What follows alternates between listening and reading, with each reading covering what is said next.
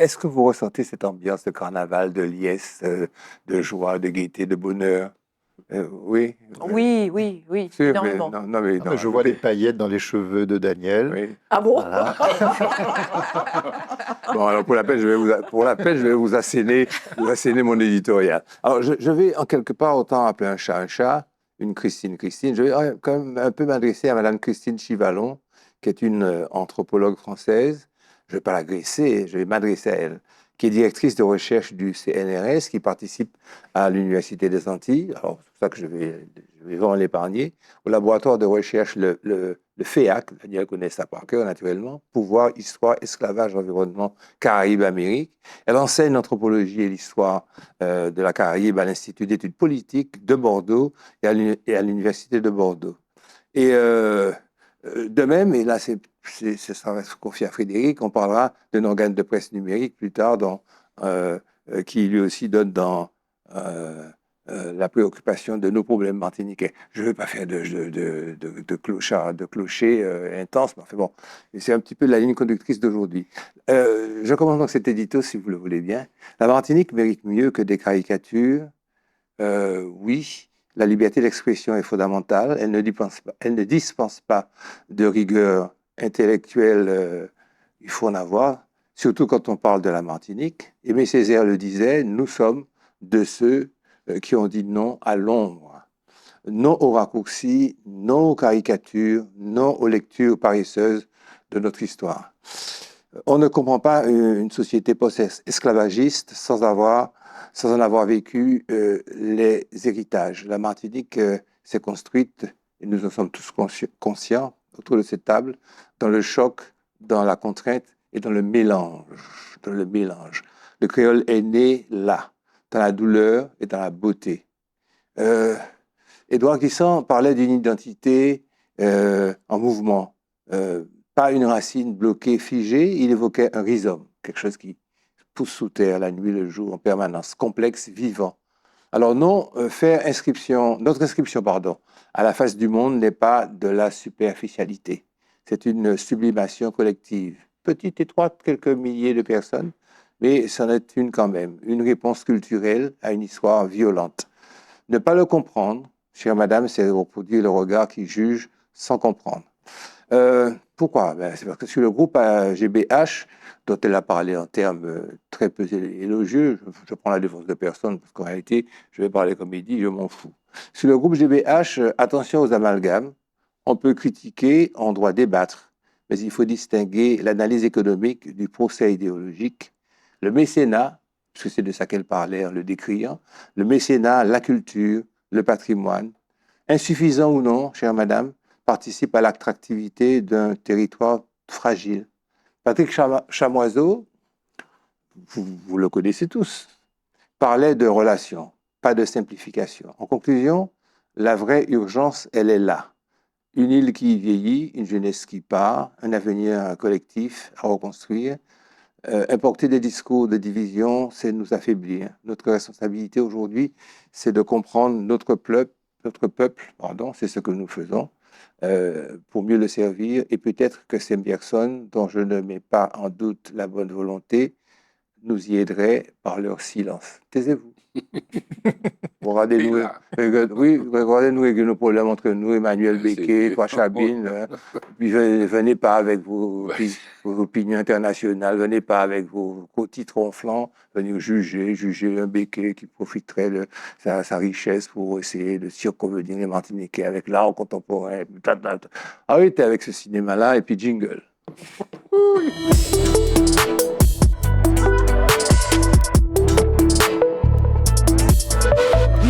Je vous trouve outrancier. Non, je blaguais. Alors, actualité. Outre-mer, une feuille de route gouvernementale pour 2026 par Naïma Mouchou, c'est bien ça, hein? Naïma Mouchou, ministre des Outre-mer, et c'est Christian qui va ouvrir le feu. Alors, jusqu'alors, je regardais en télé, je voyais Naïma Mouchou. Bon, un petit peu comme pas mal de gens, je me disais pourquoi ils ont tiré Valls, parce que Valls avait l'air de s'entendre avec Momon. Vous savez, il y a des choses qui nous dépassent. Hein. Oui. Bon, pour être concret, je suis allé découvrir Naïma Mouchou. Alors, elle est née en Île-de-France. Elle possède la binationalité, elle est franco-marocaine. Hein, bon, voilà, je pense qu'il y a beaucoup de téléspectateurs qui ne la connaissent pas vraiment. Et l'élément important, c'est qu'elle a vécu dans une famille très modeste. Oui. Son père était aide-soigne à l'hôpital et sa mère était au foyer. Oui. Une famille de 5 enfants. Oui. Voilà. Alors, elle a eu un itinéraire scolaire positif et elle a eu un DEA, diplôme d'études approfondies en droit international. Elle a été avocate au bureau de Paris en 2008, spécialisée en droit des affaires et en contentieux et pénal. Elle a eu un engagement associatif très fort auprès de la Ligue internationale contre le racisme et l'antisémitisme. La Ligue 3. Elle a été élue députée du Val d'Oise en 2017. Elle a adhéré à En Marche, juste avant d'adhérer à Horizon. Donc, voilà. Alors, son parcours est décrit comme celui d'une réussite républicaine, parce que, je le disais, elle est issue de milieux modestes. Le 12 octobre, elle a été nommée par le CONU aux Outre-mer. Elle est décrite comme une femme d'action et de conviction. Elle a des positions et c'est un charisme politique. Elle est pragmatique et elle dit il vaut mieux le pragmatisme que des discours abstraits. Alors, c'est vrai que le 31 décembre, elle a fixé un cap politique pour 2026 dans le cadre de sa fonction de ministre. Elle a fait ce qu'on dit un diagnostic sans détour, un diagnostic, pardonnez-moi, sans détour, identifiant les problématiques de vie chère, l'aggravation des inégalités, le choc climatique et les incertitudes liées aux jeunes.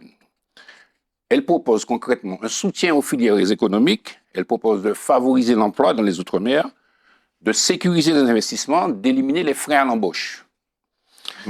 Elle fait de la jeunesse un axe central de sa politique. En matière de formation, elle dit que l'Outre-mer est au centre de la souveraineté française. Elle considère le ministère des Outre-mer comme un ministère de souveraineté d'ailleurs.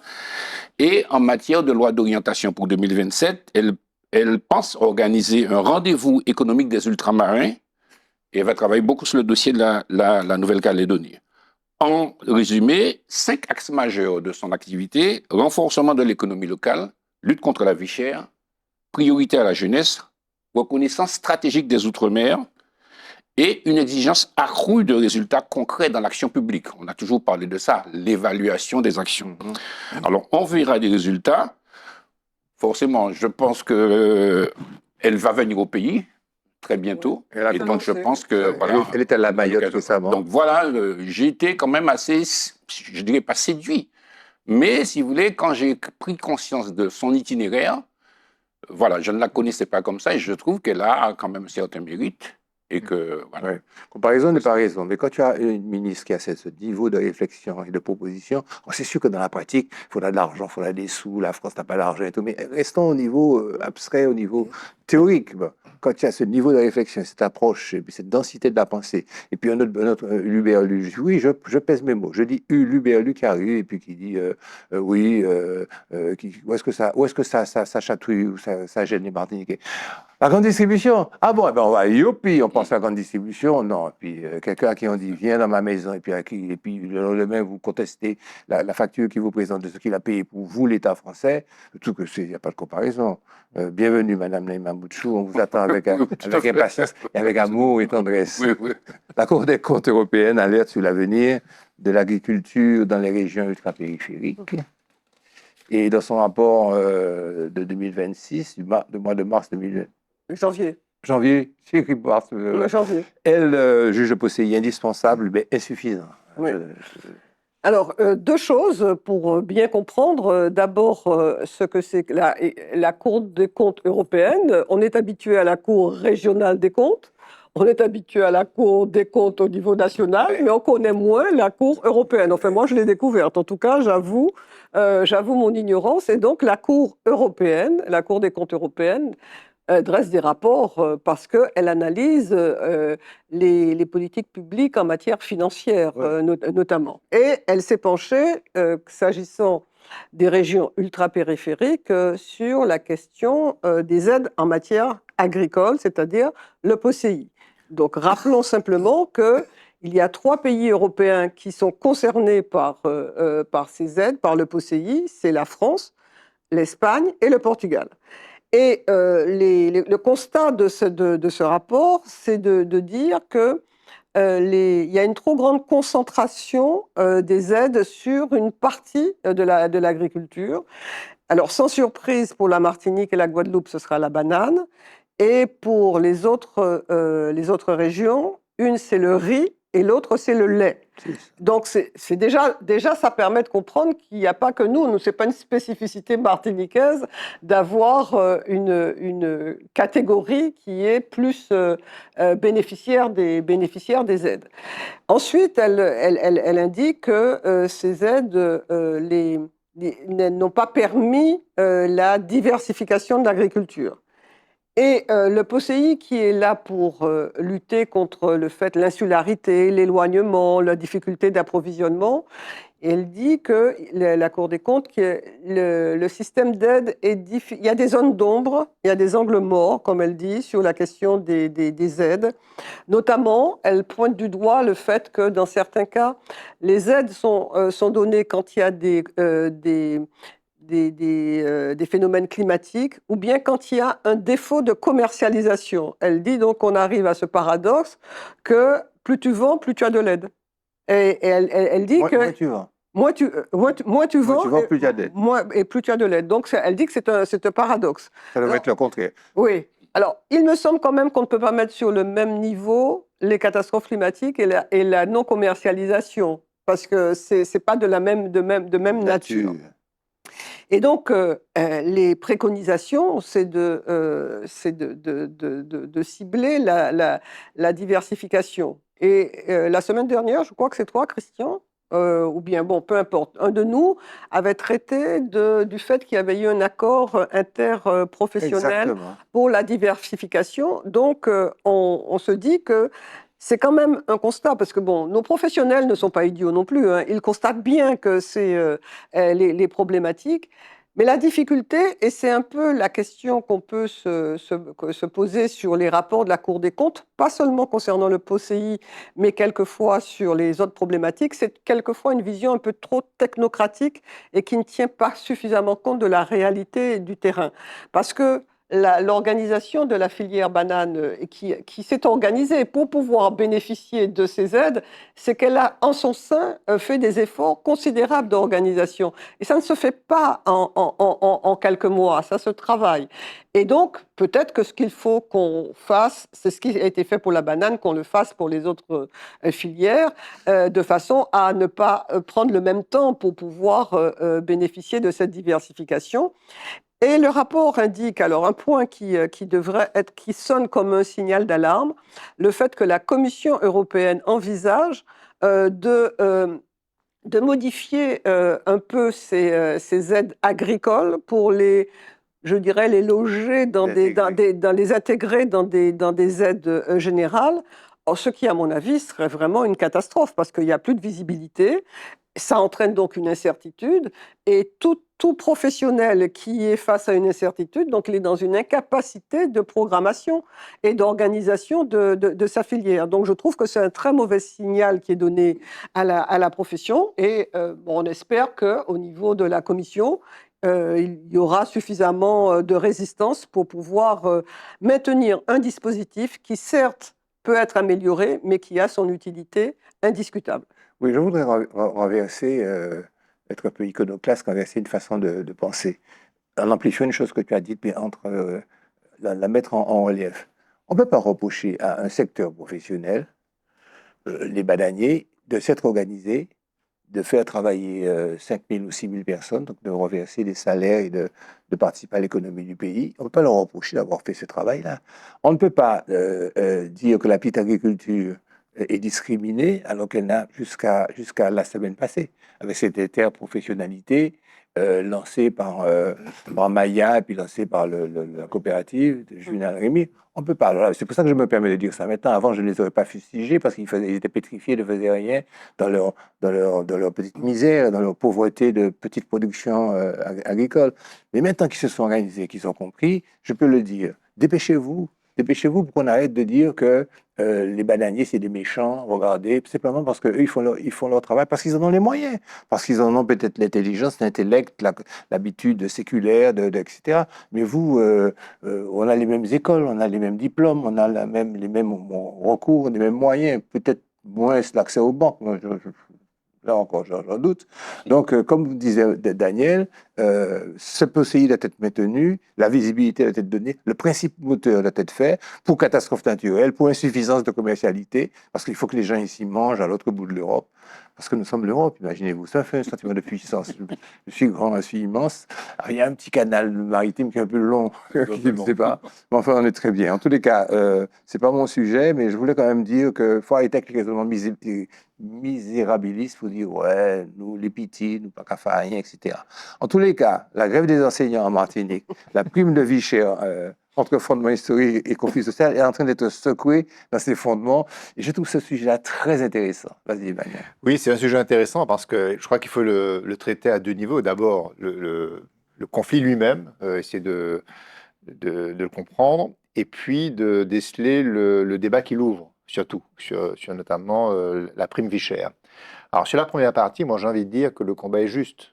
Le combat des enseignants, il est juste, mais il convient quand même de dire que le décret, puisqu'en réalité, les enseignants se mettent en grève parce qu'il y a un projet de décret dans les tuyaux qui consiste finalement à enlever la prime vie chère, les 40% des indemnisations qu'on reçoit quand on est en arrêt maladie. Donc ça veut dire que quand on se met en arrêt maladie long, on a des indemnités moindres. C'est ça le schéma. Et ce décret, c'est pas un décret qui a été imaginé contre les ultramarins et la vie chère, c'est un décret national. Sauf que chez nous, on considère, et c'est là la faille, c'est que le législateur considère que la prime vie chère est une indemnité et ne fait pas partie forcément du traitement indiciaire de la rémunération. C'est là qu'il y a un sujet, et c'est ce sur quoi doivent se mobiliser les syndicats, parce que à un moment donné, juste ou pas juste, cette prime vie chère a été instaurée et elle doit légitimement faire partie de la rémunération complète des agents de la fonction publique en Martinique et dans les Outre-mer. Mais ce qui est intéressant derrière ce combat, c'est l'ouverture du débat sur la prime vie chère, justement. Je pense que c'est intéressant, une fois qu'on a bien compris le combat que mènent ces enseignants, c'est peut-être de mettre sur la table ce grand débat, parce que on est dans un monde aujourd'hui où l'État cherche des économies partout. Je rappelle que la prime vie chère, c'est 1,5 milliard d'euros par an qui pèsent sur les comptes publics. Et quand cette prime vie chère a été instaurée dans les années 50, le différentiel de prix pratiqué dans les Outre-mer par rapport à l'Hexagone était de 40%. D'où d'ailleurs la prime de 40%. Aujourd'hui, cet écart de prix est retombé à 14%, sauf pour l'alimentaire qui, lui, est maintenu à 40%. Mais à l'époque, l'alimentaire, c'était pas 40%, c'était 100, 120%. C'était ça la réalité des différentiels. Mais la moyenne. Et donc, cette prime vie chère avait été calculée à une époque où il y avait un différentiel qui était bien plus important qu'il n'est aujourd'hui. Donc, on peut s'interroger sur est-ce que cette prime est aujourd'hui calibrée sur la réalité des différentiels. Ça, c'est le premier point de réflexion qu'il faut peut-être mettre sur la table.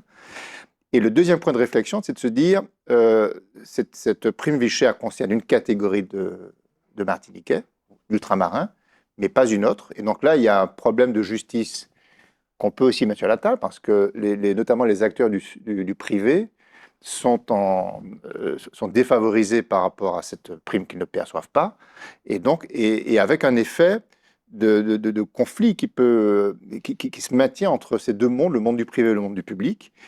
Et puis les observateurs qui ont analysé notamment le dossier de la vie chère récemment, puisque Dieu sait si on s'est penché dessus de manière très précise, aujourd'hui démontrent que un des facteurs inflationnistes structurels des Outre-mer, c'est précisément cette prime vie chère qui fabrique, d'ailleurs on l'a traité dans une chronique ici il y a quelques mois, un des effets de cette prime vie chère est de favoriser des marchés qui sont calibrés sur ceux qui en bénéficient, et donc ça met en place une offre qui est en décalage par rapport aux capacités d'une grande partie de la population. Et donc il y a un effet inflationniste qui est structurel. Et donc pour toutes ces raisons, peut-être pourrait-on ouvrir ce débat, et là je peux commencer à proposer quelques pistes, parce qu'il ne s'agit pas d'enlever des avantages acquis, mais peut-être commencer à dessiner l'avenir, peut-être commencer à avoir des réflexions sur les nouveaux entrants dans la fonction publique, dans une optique peut-être à la fois de supprimer cet effet inflationniste structurel pour notre économie, donc il y a une vraie réflexion à mener. Une des solutions, c'est la zone franche sociale, par exemple, qui aurait pu avoir cet effet déflationniste tout en offrant du pouvoir d'achat à chacun. Et puis se dire, peut-être qu'il faut réduire une partie de cette prime sur une catégorie de la population pour les nouveaux entrants, et la partie thésaurisée, la réinvestir dans autre chose qui vienne peut-être servir des avantages de pouvoir d'achat généraux, par exemple financer la continuité territoriale, qui est un des sujets qui est important aujourd'hui, financer peut-être la zone franche sociale, etc. Donc il y a peut-être des réflexions qui seraient peut-être temps d'ouvrir autour de cette question des primes de la vie chère. Ah, moi, je vais aller plus loin, je vais te dire, il y a peut-être une réflexion à ouvrir pour savoir qui c'est qui peut avoir des réflexions à l'heure actuelle sur la globalité de nos problèmes. C'est ça.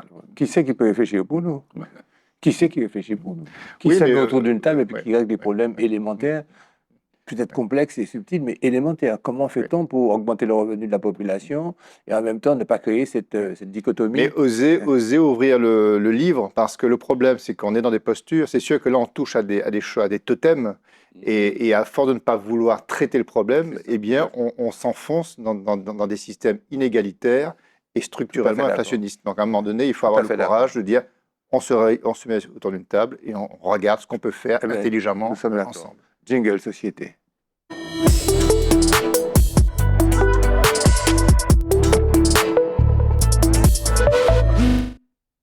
Qui c'est qui doit traiter de sujets assez complexes, la peur comme instrument de gouvernement? C'est Frédéric. C'est Frédéric.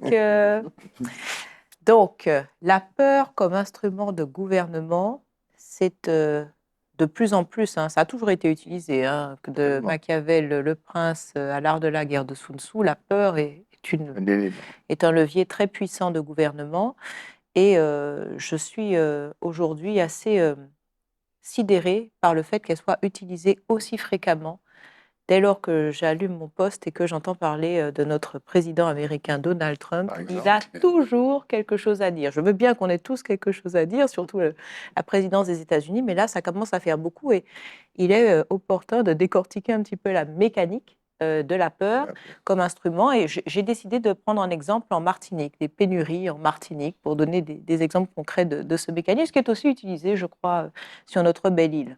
Donc, il y a 3 étapes, si vous voulez. Il y a installer la peur, c'est la première étape. La deuxième étape, après je vais vous donner des images, normaliser l'exception qui entraîne cette peur. Et la troisième étape, c'est habituer et reproduire la population. Donc la première étape, c'est installer la peur. Donc ce qui se passe en théorie, on prend l'exemple de l'annonce d'une grève des transporteurs, l'annonce d'une grève d'essence. On la connaît, cette annonce-là. Ça passe par WhatsApp, on se la transfère les uns les autres, la tension monte, ou de travaux sur le réseau d'eau. Mais restons sur l'essence. L'essence, c'est toujours très sensible chez nous parce que c'est vital. Si on ne peut pas avoir d'essence, on ne peut pas vivre, on meurt. On ne peut pas vivre, on meurt. C'est important. Donc, ça, c'est la première étape. D'accord ? La deuxième étape, c'est normaliser l'exception. Alors, toujours pour garder mon bidon d'essence, eh bien, c'est normal. Aujourd'hui, quand vous allez chez Tati Jeannette ou Tonton Marco, d'avoir un remplissage de bidons d'essence, des cargaisons de bidons d'essence, c'est normal parce qu'on a eu tellement peur de ne pas avoir d'essence qu'aujourd'hui, c'est la norme d'avoir des bidons d'essence remplis et excessivement. Et donc, ce sont finalement ces comportements exceptionnels qui créent parfois et souvent la pénurie réelle. Donc ça encore, c'est une mécanique. Et ensuite, habituer et reproduire, puisque j'ai vu Tati Jeannette utiliser de façon excessive les bidons d'essence, puisque j'ai vu Tonton Marco le faire, eh bien la conséquence normale, c'est une perte de confiance à terme, c'est une acceptation de l'urgence comme une normalité. Et donc la conséquence, c'est que vous avez cette sorte de schéma d'annonce anxiogène qui entraîne des comportements exceptionnels, qui entraîne une pénurie réelle et qui entraîne l'oubli et la répétition. Donc, comment l'expliquer ? La pénurie, elle peut être un fait objectif, mais elle ne l'est pas toujours, on le voit. Et donc le régime de l'urgence, pour en revenir à notre explication théorique du début, ça permet d'autodiscipliner la population sans lui donner de contraintes directes. Et elle déplace la responsabilité des dysfonctionnements vers des comportements individuels plutôt que vers des choix structurels. Et donc, en installant l'urgence comme une sorte de norme, la peur comme une norme, elle fatigue à terme le débat démocratique, c'est ce qui s'appelle la stratégie de l'usure, et elle rend la conformité, la soumission à un certain contexte plus facile que la vigilance. Alors, pour bien comprendre, la peur pousse à agir vite sans réfléchir, et puis une population inquiète, eh bien, c'est un miracle. Elle se régule toute seule, elle demande beaucoup moins d'explications, beaucoup moins de justifications, beaucoup moins de travail et plus de protection. Je dois le dire, ça peut tout droit sortir d'un ouvrage de Machiavel ou de Sun Tzu. 18, c'est bon comme note, hein? Sur 20 Sur 20. La transposition du droit européen. C'est moi qui vous ai distrait, mais ne vous laissez pas distraire par mes bêtises. La transposition du droit européen, 5 questions. Emmanuel, alors pourquoi? Alors l'Europe, le loup, hein, qui vient, mais le loup vient pas comme ça avec un sourire, il vient avec des textes, avec des décrets, des règlements, des normes. Comment ça fonctionne? Comment ici, de là-bas, de Strasbourg, de Luxembourg, on nous bat? Par Oui. quel biais, par quel moyen? Développe ça. Alors, ce qu'on appelle la transposition du droit européen. Donc, le droit européen existe, il produit du droit, il produit des directives notamment, et des normes. Et donc, il s'agit de définir le mécanisme par lequel les directives qui sont votées à Bruxelles deviennent des lois chez nous. C'est ça le principe de la transposition. Et donc, il appartient aux États, sur la base des directives proposées par l'Europe, de définir la loi. Et ce qui se passe souvent, et en particulier en France d'ailleurs, je crois que c'est un des mâles français, c'est le phénomène de la surtransposition. Ouais. C'est-à-dire qu'on a une maladie très française qui consiste à dire, voilà le champ d'objectifs que nous fixe la directive européenne, parce que contrairement à ce qu'on pense, ce n'est pas si contraignant que ça, ce qui sort de l'Europe. Ce sont des objectifs, et c'est la loi qui fabrique la norme contraignante. La loi nationale. La loi nationale. Et la France a cette capacité, systématiquement, à surtransposer, c'est-à-dire à mettre amplifier les contraintes. D'accord. Et ce qui fait que quand on regarde notre droit français issu des directives européennes, et quand on compare ce droit français au droit des autres États européens, on est souvent, de très loin, sur pratiquement tous les sujets, l'État qui a le plus de contraintes.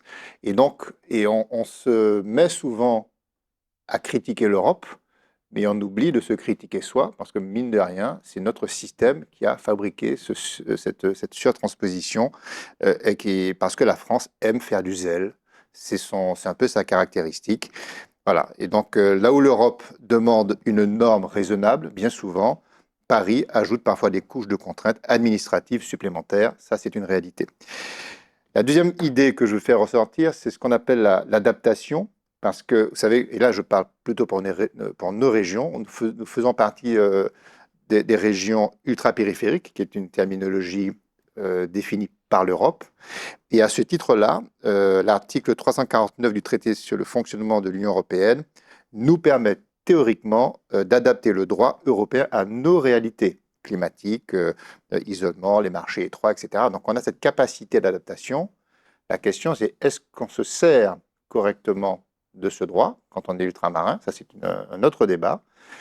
Et ça ouvre la troisième idée que je veux faire ressentir en la matière, c'est le rôle crucial de nos élus qui doit impérativement s'intéresser à ce qui se passe à Bruxelles, s'intéresser à ce qui se passe en France, dans tous les domaines. Dans tous les domaines, et non pas plutôt faire soit la politique de la chaise vide ou détourner le regard parce que c'est l'Europe.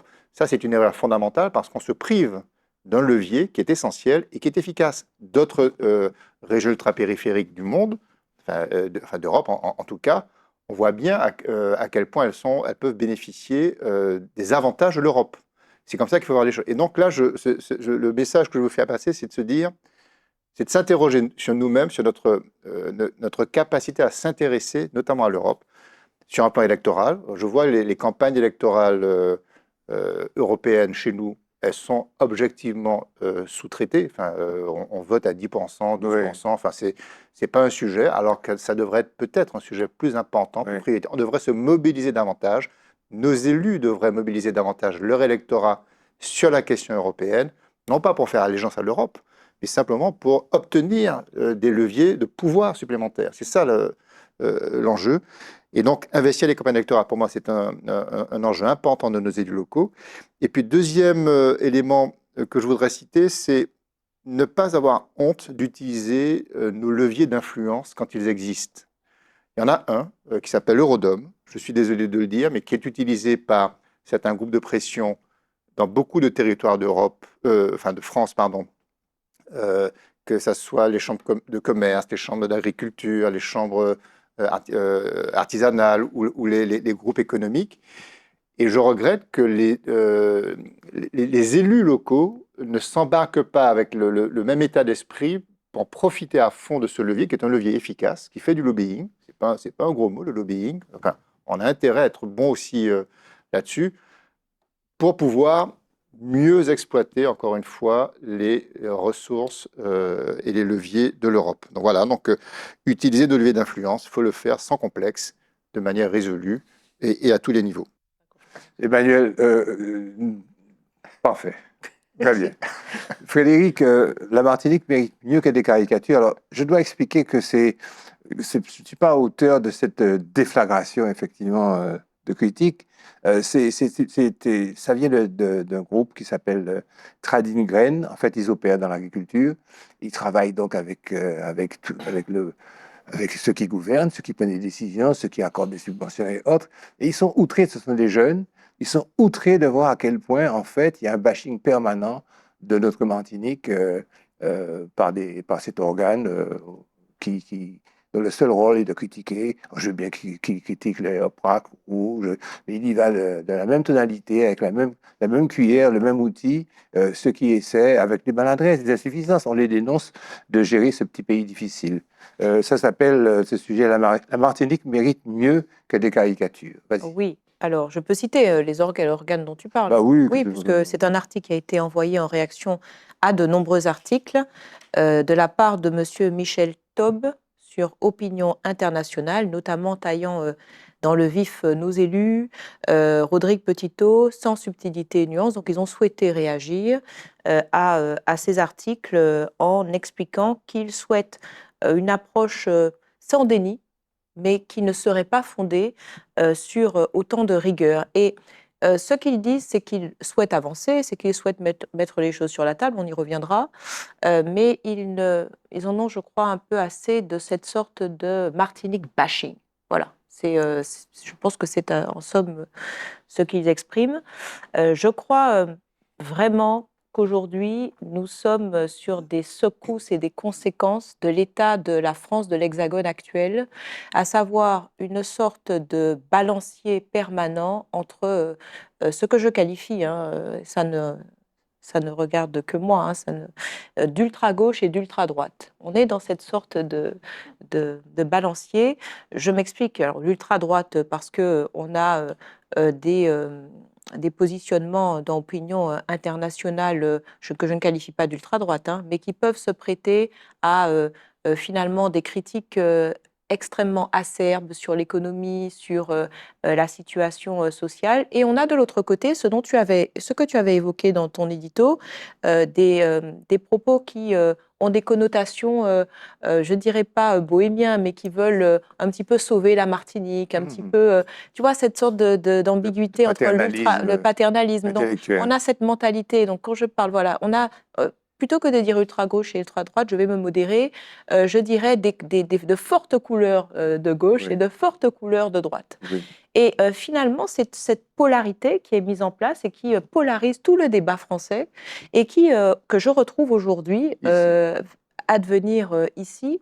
Et c'est ce que, sur ce plateau, je crois, dans notre modération et dans notre recherche factuelle, nous cherchons en permanence à contrer et nous tâchons de le contrer, je le dis vraiment du fond de mon cœur, avec des faits. Et la seule chose qui peut modérer finalement les idéologies, les croyances, ce sont les faits. c'est le réel. Alors oui, il est réel que la CTM a des délais publics extrêmement importants par rapport à des petites et moyennes entreprises, dont Trading Green fait partie. Il est vrai qu'il y a un décalage de temps administratif et de temps économique. Il est vrai que nous avons des budgets publics très élevés, un impact productif limité.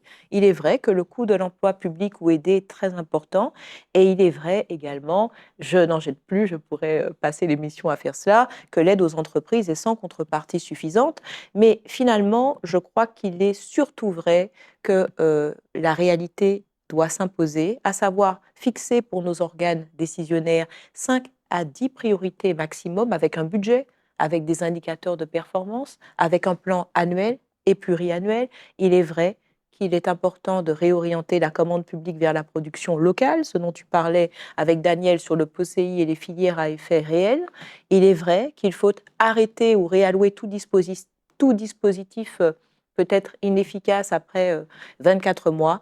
Et enfin, il est vrai qu'il faut assumer les arbitrages clairs, même conflictuels, pour se retrouver autour de concertations gagnantes, sans dogme et sans cette histoire qui n'est pas nécessairement connue par tous ou de tous, mais qu'il faut évidemment apprendre avant de pouvoir peut-être parler d'un territoire.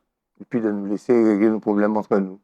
Becquet, Chabin, Mulat, allons régler nos problèmes entre nous, et influençant nos élus, et puis ne nous laissons pas accabler par des gens super diplômés ou bien super capés ailleurs. Jingle, culture, après ça va être bien. À bientôt.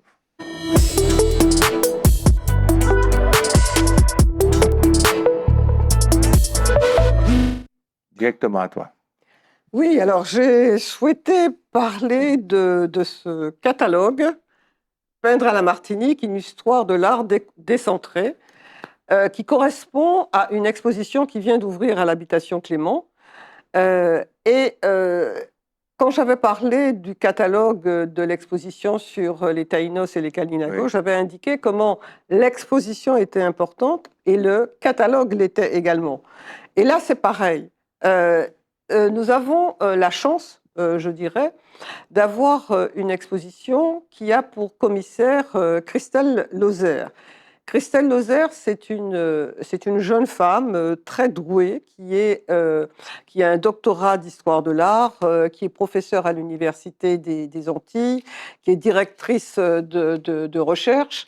Et c'est quelqu'un qui a déjà eu plusieurs ouvrages, plusieurs publications, qui a des travaux de collaboration avec des universités extérieures comme les États-Unis et elle a rédigé un nombre d'articles extraordinaires.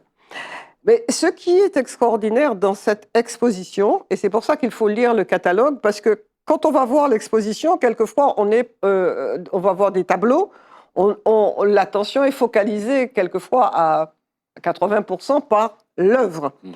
Là, il faut voir l'œuvre, mais il faut voir aussi les commentaires, ce qui est écrit, ce que l'œuvre représente. Ou, à défaut, d'avoir le catalogue, mais le catalogue ne donne pas tout. Et pourquoi c'est important? Parce que le sous-titre de ce catalogue et de cette exposition, c'est une histoire de l'art décentré. C'est-à-dire que le parti pris et la méthodologie de cette conférence, c'est de considérer que Paris n'est pas le centre, mais que c'est la Martinique qui est le centre. C'est ça. La Martinique n'est pas la marge, la Martinique est le centre. Et donc, on commence à travers de la peinture, des dessins, de la photographie et des sculptures, on a une histoire de l'art qui montre tous les artistes, mais ce sont les artistes, souvent on a parlé des artistes voyageurs, ceux qui viennent, qui sont venus à la Martinique et qui ont produit qui ont fait des tableaux et des dessins et des photos. Mais là, elle explique la naissance des professionnels martiniquais, par le biais notamment des professeurs de dessin dans les écoles. Et elle explique comme la photographie, comment c'est né, et on découvre l'importance des noms et l'importance des femmes, ce qui jusqu'à présent n'avait pas été mis en exergue. Et elle explique aussi comment cette production artistique révèle le fonctionnement de la société avec ses inégalités, avec ses discriminations. Et ce qui fait que parcourir cette exposition, outre le fait qu'il y a des œuvres qu'on n'avait jamais vues, je rappelle qu'il y a 150 œuvres qui sont produites, que c'est en collaboration avec le musée du Quai Branly, mais qu'il y a aussi beaucoup d'exposants privés qui ont confié leurs œuvres. Et là, on découvre des œuvres avec vraiment des perles extraordinaires qu'on n'avait jamais vues. Et pour terminer, je voudrais faire une citation du catalogue parce que je pense qu'elle décrit, cette citation décrit absolument la méthodologie de l'exposition. Décentrer le regard, c'est ouvrir la voie à une autre histoire de l'art en contexte colonial. C'est un regard pluriel, polyphonique et riche par complexité et bien plus ancré dans les réalités sociales martiniquaises qu'on ne l'a longtemps admis. Et c'est s'approprier, c'est une autre façon de s'approprier. Et moi, je pense, pour terminer, qu'on ne peut que se réjouir qu'une telle exposition soit offerte gratuitement, rappelons-le, à l'ensemble des Martiniquais qui, eux, à la différence d'autres, n'ont pas la possibilité de voyager, d'aller dans des musées, à Paris, d'aller au Quai Branly, d'aller aux États-Unis. Là, on a la chance extraordinaire d'avoir cette exposition à notre portée. Donc profitez-en. Et le public, je dirais, ne s'y trompe pas, j'y suis déjà allé 2 fois et le public était absolument nombreux. De la même façon que vous avez la chance d'avoir cet ouvrage maintenant vendu dans les très bonnes librairies, de très grand auteur. L'ouvrage s'appelle L'écho d'avant. Et cet grand auteur s'appelle Emmanuel de Rênal. Donc, si je comprends bien, bientôt, dans la rubrique culture... C'est évident. Plus une conférence que nous ferons qui s'appellera Café littéraire, où vous viendrez légion, pour prendre un terme biblique. Musique, maestro, jingle avant.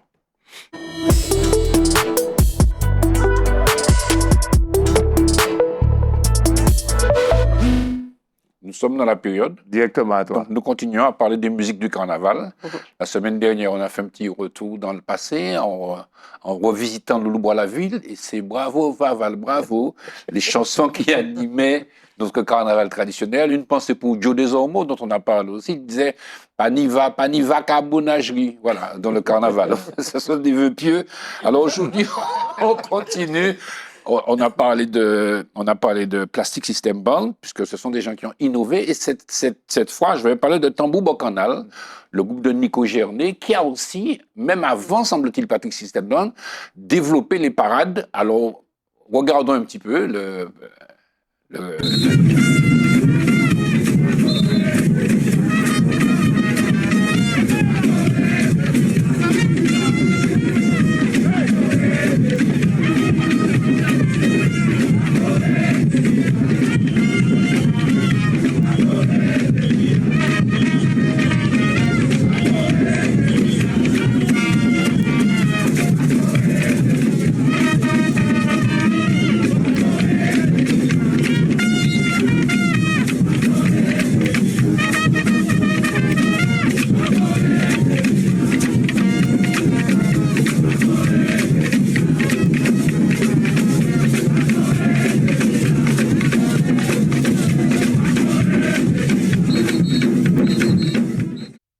1973, hein, oui, quand même, depuis cette époque. Wow. Alors, un petit élément quand même, vous voyez, la pratique des soufflants, des trombones, des trompettes aussi, le carnaval a favorisé.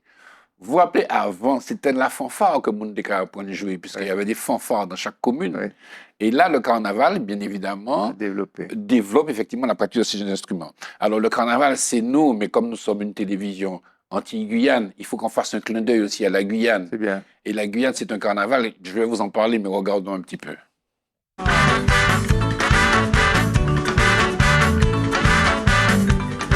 Et Manuela.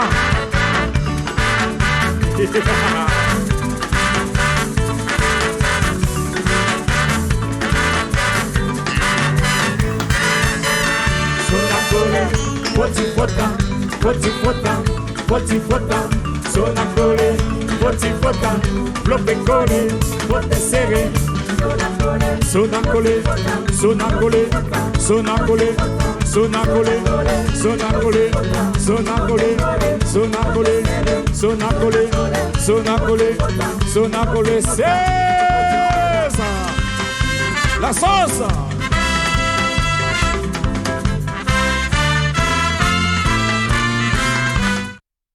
Petit élément, ici aux Antilles, les disques jockeys ont remplacé les orchestres, mais en Guyane, l'orchestre demeure. Et la tradition est là en permanence. On danse piqué juk, on danse mazurka, on danse biguine. On danse pas ni zouk ni compas. Hein. Voilà, c'est ça. Comment s'appelle cet endroit? Alors, ça s'appelle Paulina et le groupe ça s'appelle Blue Star de Keket, Victor Klett, qu'on appelle Keket. Mais c'est une véritable bombe. Ce sont des moments extraordinaires que j'ai vécu. Et voilà. Chaud. Alors, on va continuer toujours en faisant un clin d'œil à la Guadeloupe avec le groupe Karata.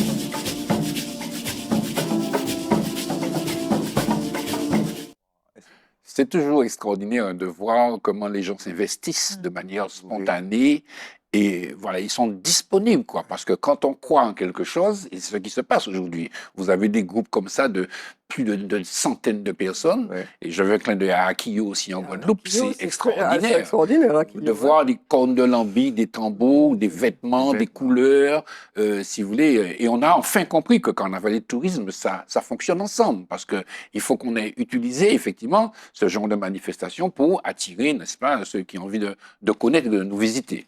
Voilà, donc un clin d'œil à la Guadeloupe. On va continuer toujours avec quelque chose que je trouve aussi sympathique. Alors, on va voir les costumes Musique Larry, ça me paraît très sympathique également.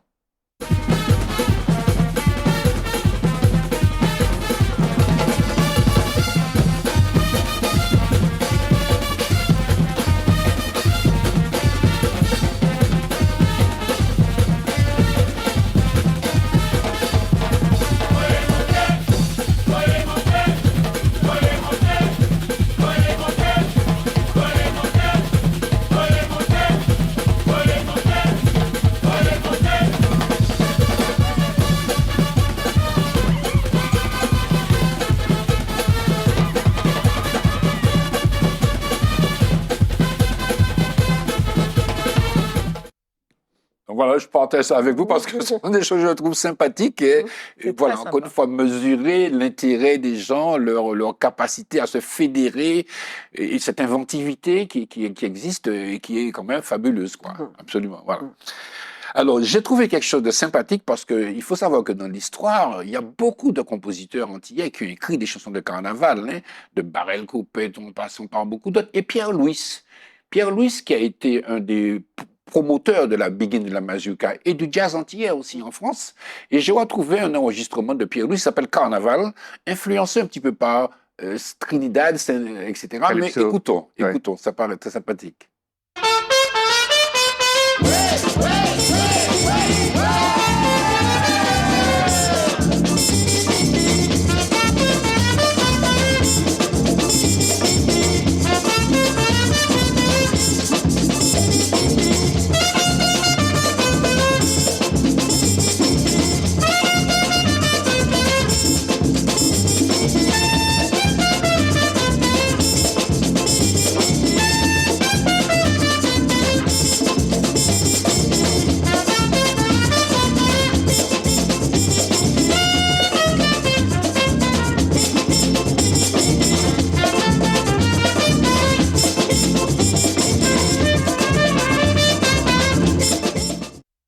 Voilà, Pierre-Louis, ça crée un swing. Christian, une question. La trompette Boucher qui répond à la trompette Claire, c'est lui qui fait. Je pense que ça a été lui, absolument, tout à fait. Alors, juste pour vous dire qu'avec un certain nombre d'amis et la ville de Trinité, on prépare un hommage à Pierre-Louis.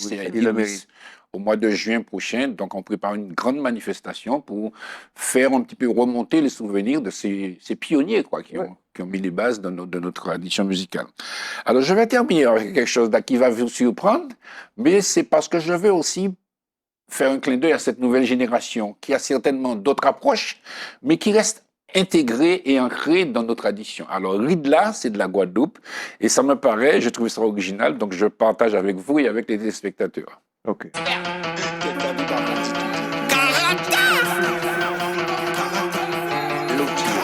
Yeah. Machin masse l'avancée. Hey, mi masse l'arrivée. Mi masse là. Mi masse l'arrivée. Mi masse là. Fais ses fois que la pète est sec. Mi masse là. Fais ses mouns la crier. Mi masse là. On ne veut pas de la violence, on veut sauter. Sauter, sauter, sauter, sauter, sauter, sauter, sauter, sauter, sauter, sauter, sauter, sauter, sauter, sauter, sauter. On ne veut pas de la violence, on veut. Voilà, mais enfin, ça ne m'a pas paru très original, donc je pense que c'est intéressant de partager. Alors, évidemment, allez chercher, vous allez trouver, c'est un morceau qui est très joli, hein, je pense qu'il y a, et qui, effectivement, d'une manière différente, alimente, si vous voulez, cette période d'expression et de joie qu'est le carnaval. Merci pour la Voilà. découverte. Merci. Je vous signale que nous sommes en carême au moment où cette émission sera Non. projetée. Ah non, pas Non, non, Euh, la semaine prochaine. Ça sera la La semaine prochaine. Oui, mais au moment où elle est enregistrée, non, mais où elle sera projetée. Ah non, c'est la semaine prochaine. Mais préparez-vous quand même. Dans le au carême, film. hein. Soyez quand même sobre et Oui, oui, on sera au contraire de la puis, dernière droite. là. et puis bon carnaval. Là. Je vous remercie. Vous avez été tous très bons, je vous le signale. Merci. On veut rappeler les notations à la prochaine. Ok. Je vous délivrerai vos bulletins de notes à la prochaine séance. Bon, j'arrête de dire des bêtises. Merci les techniciens, merci la technique, merci Assistata d'exister. Et puis encore une fois, à la semaine prochaine. Au revoir.